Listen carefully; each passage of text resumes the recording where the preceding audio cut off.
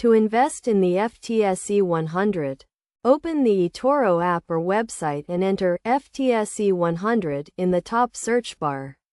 This will display various options, including the UK 100, which is equivalent to the Ftse 100, as well as other specific ones. Clicking on the UK 100 will show the price chart.